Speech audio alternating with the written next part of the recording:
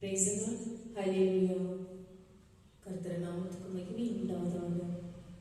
பிப்ரவரி மாதம் முதல் ஞாயிற்றுக்கிழமை கர்த்தர் நம்மை மட்டுமாக நம்மை காத்து வழிநடத்துவதற்காக நன்றி செலுத்தி மீண்டுமாக நாம் ஒவ்வொரு நாளும் அவருடைய வார்த்தைகளை நாம் நாவினால் தினந்தோறும் அந்த வார்த்தைகளை படித்து நாம் பயன்பெற்று அவருடைய பாதையில் நாம் செல்ல வேண்டும். இந்த பிப்ரவரி மாதம் முதல் ஞாயிற்றுக்கிழமை 4ஆம் தேதி நமக்காக அவருடைய கூடாரத்தில் ஆலயத்தில் நம்மை பார்க்க அவளோடு காத்துக் கொண்டிருக்கின்றார். அப்படியாக நாம் என்ன செய்ய வேண்டும்? அவரை நோக்கி நாம் ஓட வேண்டும். அந்த ஆலயத்திற்குள் செல்லும் பொழுது ஒரு புது மனுஷனாகவும் புது மனசு நமக்கு கொடுப்பவராகவும் உள்ளத்தை நம்ம சுத்தப்படுத்தி நம்மை ஒவ்வொரு நாளும் அவர் பரிசுத்தப்படுத்தி நம்மை வாழ வைத்துக் கொண்டிருக்கும் அந்த தேவாதி தேவனுக்கு நாம் நன்றியோடு அவரை இந்த நாளில் நாம் ஒருமனப்பட்டு உள்ளத்தினாலத்திலிருந்து மகிழ்ச்சியோடு அவரை நாம் துதிக்க வேண்டும். இந்த ஞாயிற்றுக்கிழமையில் அப்படியாக நான் இந்த நேரத்தில் லூக்கா 12ஆம் அதிகாரம் 24ஆம் வசனத்தை நான் உங்களுக்கு வார்த்தையை கொடுக்கின்றேன். காகங்களை கவனித்து பாருங்கள், அவைகள் விதைக்கிறதும் இல்லை, அறுக்கிறதும் இல்லை, அவைகளுக்கு பண்டகச்சாலையும் இல்லை, களஞ்சியமும் இல்லை, இல்லாவிட்டாலும் அவைகளையும் தேவன் பிழை பூட்டுகிறார். பறவைகளை பார்க்கிலும் நீங்கள் எவ்வளவோ விசேஷித்தவர்களாய் இருக்கிறீர்கள். லூக்கா 12ஆம் அதிகாரம் 24ஆம் வசனத்தில் நீங்கள் வாசித்து பாருங்கள். இந்த காகத்தை அவர் எப்படியாக நமக்கு கொடுத்து காகத்துக்கு அந்த அர்த்தத்தை கொடுத்து கொண்டிருக்கின்றார் என்றால், காகங்கள் விதைக்கிறதும் இல்லை, அறுக்கிறதும் இல்லை, களஞ்சியத்தில் சேர்த்து வைக்கிறதும் இல்லை, அவைகளுக்கு ஒரு பண்டகச்சாலையும் கூட இல்லை, களஞ்சியம் கூட இல்லை.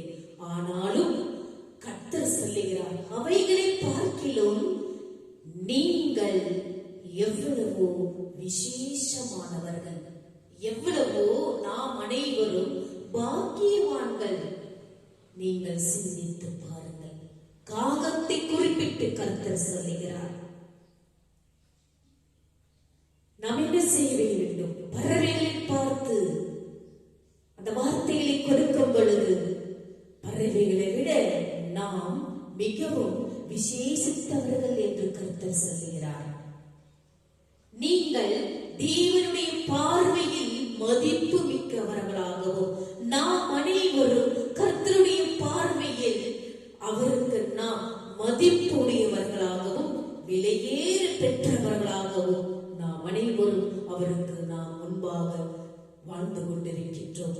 கர்த்தருக்கு முன்பாக அவர் நம்மை அதிகமாக நேசிக்கிறார். அவர் உங்களையும் என்னையும் அதிகமாக அன்பு செலுத்துவராக இருக்கின்றார். தேவன் ஆகாயத்தின் பறவைகள் மேலும் அக்கறையுள்ளவராய் இருந்து அவைகளை போஷிக்கிறபடியால் நிச்சயமாக அவர் நம்மை போஷிப்பார். பறவைகளை போஷிப்பவராக இருக்கும் பொழுது அவர் நம்மை மிகவும் போஷிப்பவராக இருக்கிறார். தேவனுடைய வார்த்தைகளை அப்படியே நம்பி அவை நமது வாழ்க்கைக்குரிய வாக்குத்தத்தங்கள் என்பதை விசுவாசித்து நாம் விசுவாசிக்க பழகிக் கொள்ள வேண்டும். தேவன் உங்களையும் என்னையும் நம்முடைய தேவைகளை அருளுபவராகவும் நம்மில் அக்கறையுள்ளவராகவும் இருக்கிறார் என்பதை நாம் அனைவரும் மனதில் ஒவ்வொரு நாளும் சிந்தித்து நம்முடைய வாழ்க்கையை நடத்த நாம் பழகிக் கொள்ள வேண்டும். கர்த்தர் நம்மோடு இருக்கும் வரை நமக்கு எதுவுமே குறைவு கூடாது. கர்த்தர் நம்மோடு பாதுகாத்து நம்மை வழிநடத்தி நமக்காக நம் தேவைகளுக்காக காத்து கொண்டிருக்கும் கர்த்தருக்கு, உண்மையான அன்பை நமக்கு போஷிப்பவராக இருக்கும் கர்த்தருக்கு நாம் அவரோடு வாழ்ந்து கொள்ள வேண்டும். நாம் அவருடைய பாதையில் செல்ல வேண்டும். அப்படியாக நம்முடைய வாழ்க்கையை நாம் ஒவ்வொரு நாளும் பழகிக் கொள்ள வேண்டும் என்று கர்த்தர் இந்த லூக்கா 12 வசனத்தில் நமக்கு இப்படியாக சொல்லுகிறார், நாம் அனைவரும் ஆண்டவரை நோக்கி கூப்பிடுவோம். அன்புள்ள ஆண்டவரே, நீர் ஆகாயத்தின் பறவைகளை கருத்தாய் கவனித்து அவைகளை போஷிப்பது போல எங்கள் மேலும் கரிசனை உள்ளவராய் இருக்கிறீர் என்பதை நாங்கள் ஒவ்வொரு நாளும் விசுவாசிக்கிறோம். இனி வரும் நாட்களுக்கும் நீரே எங்கள் வாழ்க்கைக்குரிய அஸ்திபாரமும் நம்பிக்கையுமாக இருப்பதற்காக நாங்கள் அனைவரும் ஒவ்வொரு நாளும் உமக்கு நன்றி செலுத்திக்கிறோம், ஸ்தோத்திரிக்கிறோம் தகப்பனே என்று நீங்களும் நாளும் ஒவ்வொரு நாளும் ஆண்டவரை நோக்கி கூப்பிடுவோம். அப்படியாக நாம் அனைவரும் இந்த நேரத்தில் அவரை ஸ்தோத்திரித்து நம் அனைவரும் கூடி வந்திருக்கும் இந்த ஆலயத்தில் அவரை போற்றி புகழ்ந்து பரிசுத்தரின் மனதார உள்ளத்தோடு அவரை நாம் ஆராதனை செய்து பாடுவோமாக.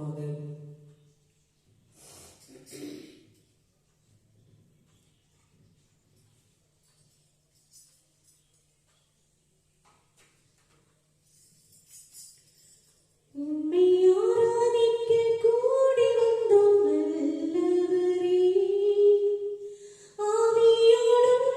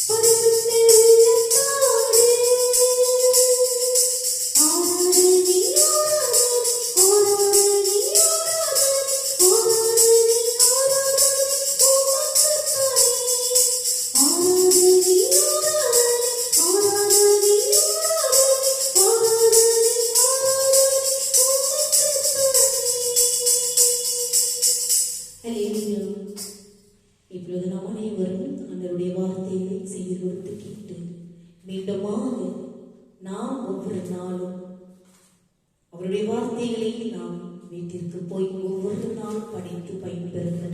ஏனென்றால் நான் உங்களுக்கு இதை வாரமாகத்தான் உங்களுக்கு எடுத்துக் கொடுக்கின்றேன். ஆண்டவருடைய வார்த்தையில் ஜீவன் உள்ளது, உயிர் உள்ளது. அந்த வார்த்தைகளை நமக்கு ஏன் கர்த்தர் கொடுத்துக் கொண்டிருக்கின்றார் என்றால், நம்மளுடைய வாழ்க்கையில் நாம் பாவங்கள் மேல் பாவங்கள் செய்து கொண்டிருக்கின்றோம். பசாசுகளுக்கு நாம் அடிமையாகிக் கொண்டிருக்கின்றோம். அந்த சாத்தானானவன் நம்மை ஒவ்வொரு நாளும் கர்ஜிக்கும் பொழுது, நம்மை வஞ்சிக்கும் பொழுது, அவருடைய வார்த்தைகளை நாம் படிக்கும் பொழுது அந்த அசுத்தாவிகள் நம்மளை விட்டு அகன்று போகும். அதனால் தான் கர்த்தர் நமக்கு அந்த திருவிவிலியத்தை ஒவ்வொரு நாளும் படிக்க நமக்கு அதை கொடுத்துக் கொண்டிருக்கின்றார். வாழ்க்கைக்கு நமக்கு தேவையான அஸ்திபாரம் அந்த திருவிவிலியம். அந்த திருவிவிலியத்தின் அஸ்திபாரத்தை நாம் புரட்டி புரட்டி படிக்கும் பொழுது நம் வாழ்க்கையில் நமக்கு பரிசுத்தமான வாழ்க்கை நமக்கு நிச்சயம் உண்டு. நாம் அந்த வார்த்தைகளை படிக்கும் பொழுது ஆண்டவருடைய பிள்ளைகளாகவும் குடும்ப பிள்ளைகளாகவும் அந்த குடும்பம் ஒவ்வொரு நாளும் ஆசீர்வாதமாக நமக்கு கர்த்தர் வழங்குவார். அப்படியாக நீங்களும் நானும் ஒவ்வொரு நாளும் கர்த்தருடைய வார்த்தைகளை படித்து உங்களுக்கு நேரம் கிடைக்கும் போதெல்லாம் அவருடைய வார்த்தையை படித்து பயன்பெறுங்கள். நாம் ஒவ்வொரு நாளும் கர்த்தரை நோக்கி கூப்பிடும் பொழுது நிச்சயம் நம்மை ஒவ்வொரு நாளும் காத்து வழிநடத்தக்கூடியவர் கர்த்தர் ஒருவரே. அப்படியாக இந்த நாளில் வசனம் சொல்லுகிறது இப்படியாக, என்னாகமம் 14ஆம் அதிகாரம் 1-25 வரை நீங்கள் படித்து பயன்பெறுங்கள். என் ஆகமம் 14ஆம் அதிகாரம் 1-25 முடில் நீங்கள் படித்து பாருங்கள். வேத பகுதியை வாசிக்காமலே வெறும் தியானத்தை மட்டும் வாசித்தால் அதை புரிந்து கொள்வது மிகவும் கடினமாக இருக்கும். ஆண்டவருடைய அந்த திருவிவிலியத்தில் அந்த வார்த்தைகளை நாம் படிக்காமல் தியானிப்பது என்பது புரிந்து கொள்வது மிகவும் கடினம். வாசிக்க வேண்டிய வேத பகுதி ஒவ்வொன்றும் நமக்கு மிகவும் பயனுள்ளதாக இருக்கும். இந்த என்னாகமத்தில் 14ஆம் அதிகாரம் 1-25 வாசித்து பாருங்கள். தேவ சித்தத்திற்கு விரோதமாக இஸ்ரவேலர் கலகம் செய்தனர். வனாந்தரத்தில் நாங்கள் செத்தாலும் நலம் என்ற சொற்களின்படியே அவர்களுக்கு நடந்தது. நமது வாயின் வார்த்தைகளை குறித்து கவனமாய் நாம் அதை உச்சரிக்க வேண்டும். இஸ்ரவேலர் எகிப்திற்கு திரும்பி போக திட்டமிட்டனர்.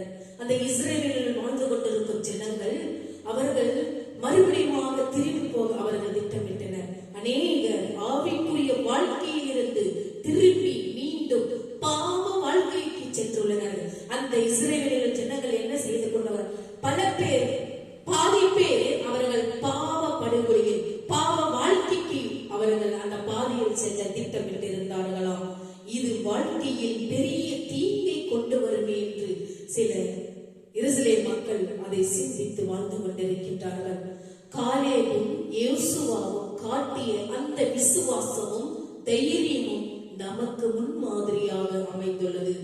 யோசுவாவும் காலேபும் என்ற அந்த மனிதர்கள் இருவரும் அவர்கள் விசுவாசத்தில் உற்சாகத்தோடும் தைரியத்தோடும் அவர்கள் வாழ்ந்து கொண்டிருந்தார்களாம். அந்த இஸ்ரவேல் ஜனங்களுடைய இவர்களின் ஆலோசனைகளை இஸ்ரவேல் ஏற்றுக்கொள்ளவில்லை. இவருடைய வார்த்தைகளை அந்த இஸ்ரவேல் ஜனங்கள் அவர்கள் வார்த்தையை ஏற்றுக்கொள்ளவில்லை. வேத வசனத்தின்படி யார் ஆலோசனை கொடுத்தாலும், ஆண்டவருடைய வேத அந்த வார்த்தைகளின்படி யார் அந்த இஸ்ரவேல் ஜனங்கள் வார்த்தைகளை கொடுத்தாலும் அவர்கள் ஏற்றுக்கொள்வதே நல்லது. விசுவாசிகளுக்கு தங்களுக்கு முன்னே காணப்படும் போராட்டங்கள் சிறிய வெட்டுக்கிளிகளை போல தோன்றும். விசுவாசியாதவர்களுக்கு பிரச்சனைகள் மேல் பிரச்சனை ராட்சதர்களைப் போல தோன்றுகின்றன. நமது விசுவாசமே உலகத்தை ஜெயிக்கிற ஜெயம் என்று கர்த்தர் சொல்லுகிறார். நம்முடைய உண்மையான விசுவாசம் உலகத்தில் ஜெயிக்கிற ஜெயம். இஸ்ரவேலர் கர்த்தரை சார்ந்திருப்பவர்களை கல்லெறிந்து கொலை கொல்ல முற்பட்டனர். அந்த இஸ்ரவேல் ஜனங்கள் கர்த்தரை சார்ந்திருக்கக்கூடிய கர்த்தரோடு ஒன்றித்திருக்கும் அந்த ஜனங்களை கல்லெறிந்து கொலை செய்ய முற்பட்டனார்களாம். நாம் எந்த நிலையில் கர்த்தரை வசனத்தபடி ஆண்டவருடைய வார்த்தையின்படி செய்கிறவர்களையே பின்பற்ற வேண்டும். மோசேயின் மன்றாட்டுகளை பார்க்கும் பொழுது வசனம் சொல்லுகிறது, 13ஆம் அதிகாரம் 19ஆம் வசனத்தில் பாருங்கள், கர்த்தர் நீடிய சாந்தமும் மிகுந்த கிருபையும் உள்ளவர். கர்த்தர் நீடிய சாந்தம், நீடிய பொறுமை, மிகுந்த நம்பிக்கை, அவருக்குள்ள அந்த உற்சாகம், அவருக்குள்ள அந்த கிருபை, உள்ளத்தின் ஆழத்திலிருந்து அவரை நாம் எப்படி நாம் ஆராதிக்கின்றோம் சிந்தித்து பாருங்கள். நம்முடைய அக்கிரமத்தையும் மீறுதலையும் எப்போதும் மன்னிக்கிறவர். நம்மளுடைய அக்கிரமம், அகங்காரம், கொழுப்பு, தெனாவட், திமிருகள், அகங்காரங்கள், பசாசுகளுடன் நாம் வாழ்ந்து கொண்டிருக்கின்றோம், உளவாடி கொண்டிருக்கின்றோம். ஏனென்றால் அவன் ஒவ்வொரு நாளும் நம்மை தூண்டி தூண்டி வாழ வைத்துக் கொண்டிரு. இந்த இடத்திற்கு போனால் நீங்கள் இப்படி இருப்பீர்கள், இந்த இடத்திற்கு போனால் நீங்கள் இப்படி வாழ்ந்து கொண்டிருப்பீர்கள், இந்த பாதையில் போனால் இது என்னுடைய பாதையில் இப்படி இருப்பீர்கள், நீங்கள் இந்த பாதையில் போனால் அவருடைய பாதையில் இப்படி இருப்பீர்கள் என்று அவன் நம்மை சோதித்து சோதித்து சோதித்து நம்மோடு அவன் உளவாடி கொண்டிருக்கின்றான். நாம் அப்படியாகத்தான் சாத்தானுடைய ஆவிகளோடு, அசுத்த ஆவிகளோடு தான் நாம் ஒவ்வொரு நாளும் வாழ்ந்து கொண்டிருக்கின்றோம். அப்படியாக நாம் அந்த அசுத்த ஆவிகளோடு உழவாமல், அசுத்த பாதையில் நாம் செல்லாமல் கர்த்தருடைய பாதையில் செல்லும் பொழுது அவர் நம்மை போஷிப்பவராக இருக்கின்றார். அவர் நம்மை, நம் பாவங்களை மன்னிக்கவராக இருக்கின்றார். நாம் இந்த உலகத்தில் வாழ்ந்து கொண்டிருக்கும் ஒவ்வொரு நாளும் எவ்வளவோ தவறான வழியில் நடந்து கொண்டிருக்கின்றோம், தவறான பாதையில் சென்று கொண்டிருக்கின்றோம், தவறான வார்த்தைகளை உபயோகித்துக் கொண்டிருக்கின்றோம், தவறான எண்ணங்களோடு நாம் வாழ்ந்து கொண்டிருக்கின்றோம். அப்படியாக நாம் வாழாமல் கர்த்தரை சார்ந்து வாழும் பொழுது கர்த்தர் நம் பாவங்களை மன்னிக்கிறவராக இருக்கின்றார்.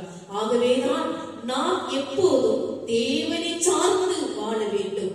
மோசேயை போல ஜெபிக்கவும் நாம் பழகிக் கொள்ள வேண்டும். மோசே என்ன செய்தார்? ஆண்டவர் சொன்னார், இந்த கடலில் நீங்கள் இறங்கி என்னோடு என் பின்னே செல் என்று கர்த்தர் மோசேக்கு கட்டளை கொடுக்கிறார். ஆனால் மோசே என்ன செய்தார்? நான் எப்படி ஆண்டவரே கடலின் மேல் நான் நடப்பது? அப்போது கர்த்தர் சொல்லுகிறார், ஆண்டவர் சொல்லுகிறார், என் மேல் உனக்கு விசுவாசம் இருந்தால் இந்த கடலில் இறங்கி என்னோடு நடந்து வா என்றார். அப்படியாக நாம் மோசேயை போல இல்லாமல் ஒரு கடுகளவாவது நாம் அன்பை ஆண்டவருக்கு உண்மையாக செலுத்துவோம் என்றால், எப்படி மோசே கர்த்தர் அவருக்கு கட்டளையிட்டாரோ அப்படியாக நாம் உண்மையான விசுவாசத்தை வைக்கும் பொழுது மோசேயை போல கடல் மேல் நாம் நடக்கும் அந்த ஒரு வாக்கியத்தை நாம் பெற்றுக்கொள்ள முடியும்.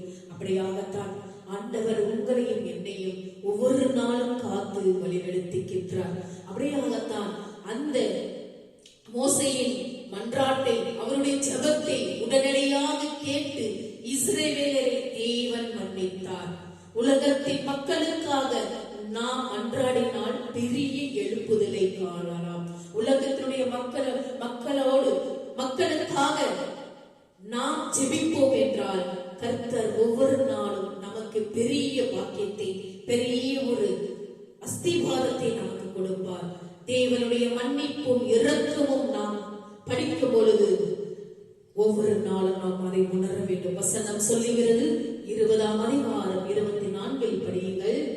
மோசேயின் மன்றாட்டு ஜெபத்தை தேவன் உடனடியாக கேட்டு இஸ்ரவேலரை மன்னித்தார். மோசேயுடைய ஜெபத்தை கேட்டார். அந்த ஜெபம் கேட்கும் பொழுது அந்த இஸ்ரவேலருடைய ஜனங்களை கர்த்தர் மன்னித்தார். ஆனாலும் எகிப்திலும் வனாந்தரத்திலும் தேவனுடைய அற்புதங்களையும் அடையாளங்களையும் கண்ட பின்னும் ஆண்டவருக்கு செவி கொடாமல் பரீட்சை பார்த்த ஒருவரும் கானானுக்குள் பிரவேசிப்பதில்லை என்றார். தேவனுக்கு கீழ்ப்படிந்த காலேபும் யோசுவாவும் அவன் சந்ததியார் மட்டுமே கானான் தேசத்தை சுதந்திரித்தனர். காலேபை குறித்து என் தாசன் என்று தேவன் குறிப்பிட்டார். ஆண்டவருக்குள் அவன் மிகுந்த அந்த பக்தியின் அந்த விசுவாசத்தை கண்டு கர்த்தர் இவன் என் தாசன் என்று தேவன் கர்த்தர் குறிப்பிட்டார். உத்தம இருதயத்தோடு கர்த்தரை பின்பற்றுபவர்களின் ஜெபத்தை ஆண்டவர் கேட்டு ஏற்ற பதிலை அளிக்கிறார். சுத்தமான இதயத்தோடு உள்ளத்தின் ஆழத்தோடு ஆண்டவரை கூப்பிட்டால் நம்மளுடைய ஜெபம் அவர் கேட்டு நமக்கு ஏற்ற பதிலை நமக்கு கொடுப்பார். அந்த பதிலில் நிறைவான ஆசீர்வாதம் உண்டு என்பதை கர்த்தரை பின்பற்றுகிறவர்கள் அறிந்து கொள்ளலாம். ஆண்டவருடைய விசுவாசத்தில் ஐக்கியத்தோடு நாம் வாழ்வோம் என்றால் நம்முடைய ஜெபம் கர்த்தர் நிச்சயமாக கேட்டுப்பார். எப்படி மோசேயின் ஜெபத்தை கேட்டாரோ, எப்படி காலேபு ஜெபத்தை கேட்டாரோ, அந்த காலேபுக்கு என்ன வார்த்தை கொடுத்தார்? இவன் என் தாசன் என்று குறிப்பிட்டார். அப்படியாக நாம் ஒவ்வொரு நாளும் ஆண்டவரோடு 2-3 நிமிடத்திலாவது அவரை நோக்கி நாம் நிறைவாக ஜெபிக்கும் பொழுது, அவரை நோக்கி நாம் ஜெபத்தின் வழியாக கூப்பிடும் பொழுது அவர் நமக்கு நிறைவான ஆசீர்வாதத்தை கொடுப்பார். கர்த்தரை பின்பற்றுகிறவர்கள் ஒருபோதும் கைவிடுவதில்லை. அவரை நாம் ஒவ்வொரு நாளும் உள்ளத்தின் ஆழத்திலிருந்து கூப்பிடுவோம். என் ஆண்டவரே, உம்மை நான் உத்தம இருதயத்தோடு பின்பற்றி நடக்க எனக்கு நீ அதிக பலனை காண கிருபை செய்துள்ள தகப்பனே என்று நாம் ஒவ்வொரு நாளும் கர்த்தரை நோக்கி கூப்பிடுவோம். நீங்கள் கூப்பிட்டு பாருங்கள், ஒவ்வொரு நாளும் உங்களுக்கு பல நிச்சயம் கர்த்தர் கொடுப்பார். நீங்கள் கூப்பிடுவதில்லை, ஏனோ உங்களுடைய வாழ்க்கைக்கு தேவைகளை நீங்கள் சந்திப்பதற்காக ஓடிக்கொண்டிருக்கின்றீர்கள். நீங்கள் எப்படி உங்கள் வாழ்க்கைக்கு தேவைகளுக்கு எப்படி நீங்கள் ஓடிக்கொண்டிருக்கின்றீர்கள் சிந்தித்து பாருங்கள். ஒவ்வொரு நாளும் அதில் நமக்கு நிறைவு ஒன்றும் இல்லை, நிறைவு ஒன்றும் இல்லை. வெறும் தூசி, நாம் வெறும் தூசியாகத்தான், நாம் வெறும் மண்ணு. இந்த உலகில் நாம் படைத்த அனைவரும் மண்ணில் தான் நாம் வாழ்ந்தோம். மண்ணில் தான் நாம் உயிரை நமக்கு மண்ணில் தான் இடம் உண்டு. அப்படியாக நாம் இந்த மண்ணில் நாம் வாழ்ந்து கொண்டிருக்கும் பொழுது நாம் அனைவரும் அவருடைய பரலோக ராஜ்யத்தில், அவருடைய வீட்டில் நாம் எப்படி செல்வது என்றால், நாம் பாவங்களை நாம் செய்யாமல் ஒவ்வொரு நாளும் ஆண்டவருடைய பாதையில் நாம் செல்ல வேண்டும். அவருடைய வார்த்தைகளை ஒவ்வொரு நாளும் படித்து பயன்பெற வேண்டும். படித்து பாருங்கள், எதையோ படித்துக் கொண்டிருக்கின்றீர்கள். ஆண்டவருடைய வார்த்தையில் உங்களால் நேரம் கிடைக்கும் போது ஒரு 5-6 வார்த்தைகளை நாவினால் உச்சரியுங்கள். அந்த வார்த்தைகளுக்கு ஜீவன் உள்ளது, உயிர் உள்ளது. அப்படியாக நமக்கு அந்த வார்த்தையில் பலன் உள்ளது. சிந்தித்து செயல்பட்டு இனி வரும் நாட்களில் ஆண்டவரை நீங்கள் ஒவ்வொரு நாளும் நீங்கள் துதியுங்கள் என்று நான் உங்களை ஆர்வத்தோடு கேட்டு மன்றாடுகிறேன். அப்படியாக நாம் இந்த நேரத்தில் காணிக்கை கடந்து செல்வோம். அதன் பிறகு அவருடைய திருவிருந்தில் பங்கு கொள்வோமாக. அப்படியாக நாம் இந்த நேரத்தில் ஒரு பாடலை பாடுவோம்.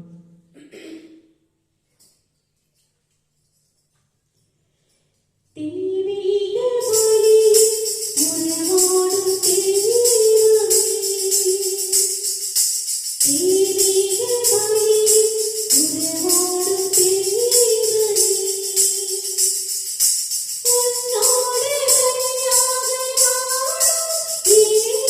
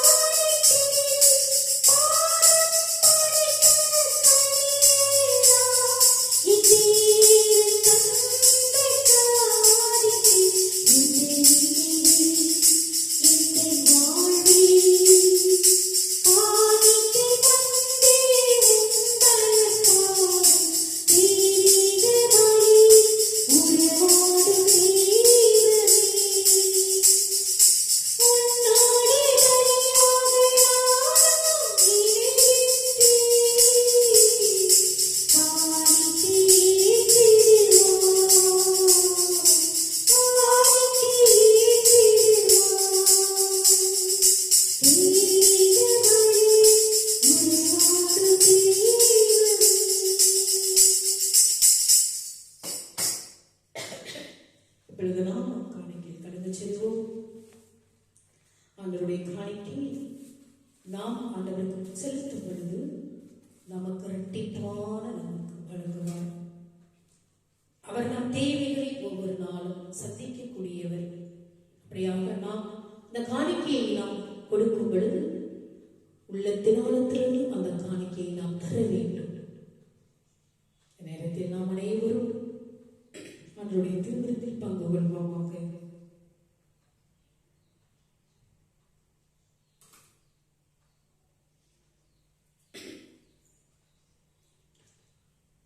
இதுவும் இந்த காணிக்கையை ஆசீர்வதித்து புனிதப்படுத்தி ஆவியிலும் உண்மையிலும் உமக்கு உகந்ததாக செய்தீர்கள். இவ்வாறு உங்களுடைய அன்பு திருமகனும் எங்கள் ஆண்டவருமான இயேசு கிறிஸ்துவின் திருவுடலாகவும் இரத்தமாகவும் இக்காணிக்கை மாறுவதாக.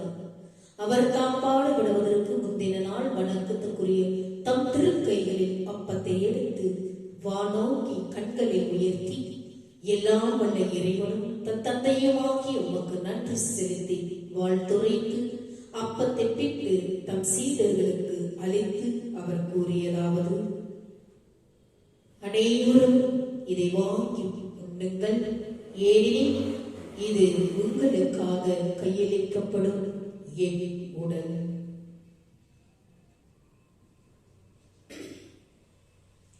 அவ்வண்ணமே உணவருந்திய பின் மகிமை மிகுந்த இக்கிண்ணத்தை வணக்கத்துக்குரிய தம் திருக்கைகளில் எடுத்து மீண்டும் உமக்கு நன்றி செலுத்தி வாழ்த்துரைத்து தம் சீடர்களுக்கு அளித்து அவர் கூறியதாவது: அனைவரும் இதை வாங்கி பருகுங்கள், ஏனெனில் இது உங்களுக்காக கையளிக்கப்படும் என் இரத்தம்.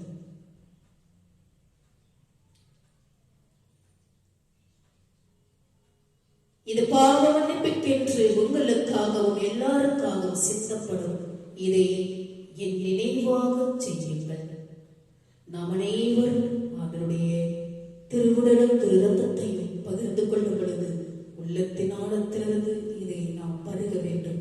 நம்மை அவருடைய திருவுடலால் நாம் இதயத்தை சுத்தப்படுத்தி நம்மை பரிசுத்தப்படுத்துபவர்.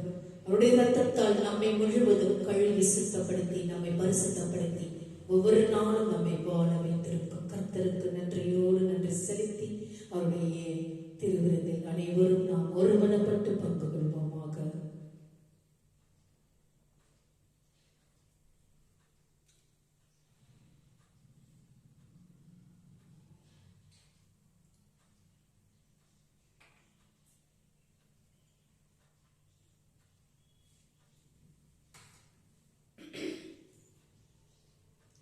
கடைசியாக நாம் அவருக்கு நன்றி செலுத்தி நன்றியோடு அவர் அந்த பாடலை பாடி துதிப்போமாக.